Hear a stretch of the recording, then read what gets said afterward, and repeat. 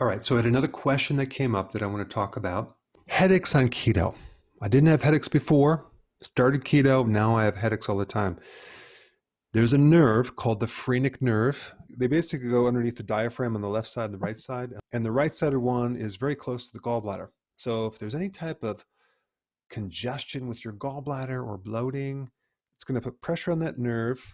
And that nerve goes up all the way to the right side through here and up to this area right through in here. So if you have any type of headache on the right side of your head or neck, that is related to the gallbladder. Now, the thing about keto is you're going to do more fats. Now, when you do more fats, your body has to adapt to digesting them. And I'm talking about having enough bile.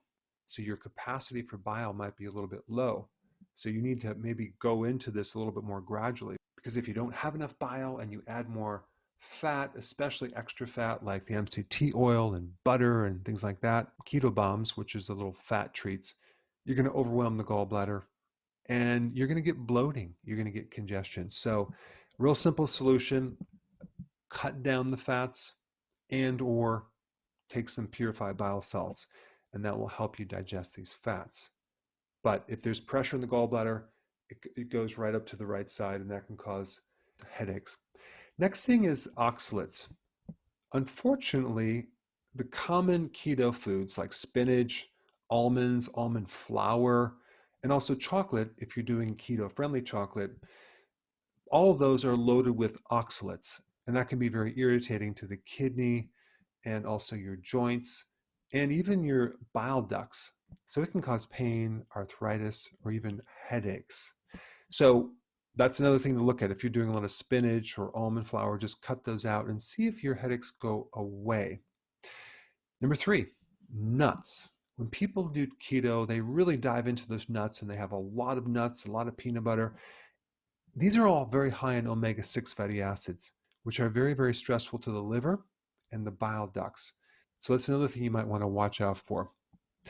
Sugar alcohols like xylitol, erythritol, these are things that should be taken in small amounts. If you have too many of these, it can really mess with your digestion and create bloating, and that digestive congestion then refers pain up to your head. So a lot of headache issues really come from digestion. Last thing is dirty keto, which is a version of keto that doesn't focus on the quality of your foods.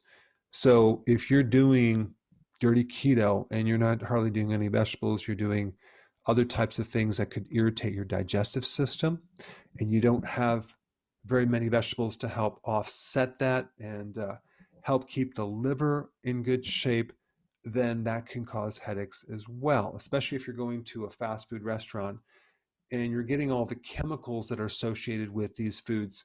Even though it's keto, it may not be the healthiest version of keto. All right, guys, there you have it, the 5 underlying reasons why you may have headaches on keto. Hey, before you leave, I just wanted to give you a little quick history on some of the books that I wrote. This was one of the first books. It's called Dr. Berg Body Shapes. It was my attempt at writing about body types. What was very interesting about this book is I actually did all the images myself. Don't ask me why.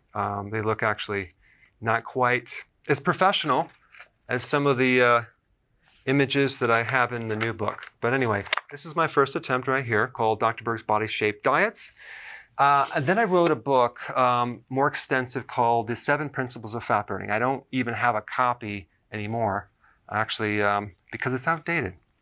The next book, I put about 1,000 hours into this one right here called The New Body Type Guide. Major updates on the body types. I put a lot of energy into this. It has professional images, graphics, all sorts of things. Now, the problem with this book is it doesn't really describe what this is really about. Body types are only a small portion of what's in this book. And that's why I changed the name to the Healthy Keto Plan, okay? If you happen to have this book, you don't really need this book because there's only very, very minor updates. But if you don't have this, you need to get this one right here. This book goes into every single detail that you would ever want to know about. It goes into the 7 principles of fat burning. It goes into hormones, the body types, the basic keto plan. It goes into intermittent fasting. I talk about the 10 fat burning triggers and blockers and fat burning strategies with a lot of details in every single chapter. I go into body issues that interfere with losing weight. There's very few people that just have a weight problem. They have a lot of body issues, whether it's sleeping problems, stress problems, inflammation, menopause. I cover that extensively in this book. Then I talk about how to get rid of stress, and I show you a technique. Then I get into exercising. And then I have a lot of really good recipes in this book as well. So this is a good reference guide. On my website, if you get this book, you get this one free. It's called Healthy Keto and Intermittent Fasting. This is the shortcut, quick guide to this book. And the reason I created this book is to have you, within 45 minutes, learn how to do keto, okay, in intermittent fasting, exactly what you need to do. Then you can fill in the blanks with this book right here. So right now I'm doing a special. If you get this book, you get this one totally free, or you can go to Amazon and get these individually. So I just want to clarify the difference between this book and this updated one right here. If you don't have this, you need to get this right here. That way you can get the exact correct information to do it healthily.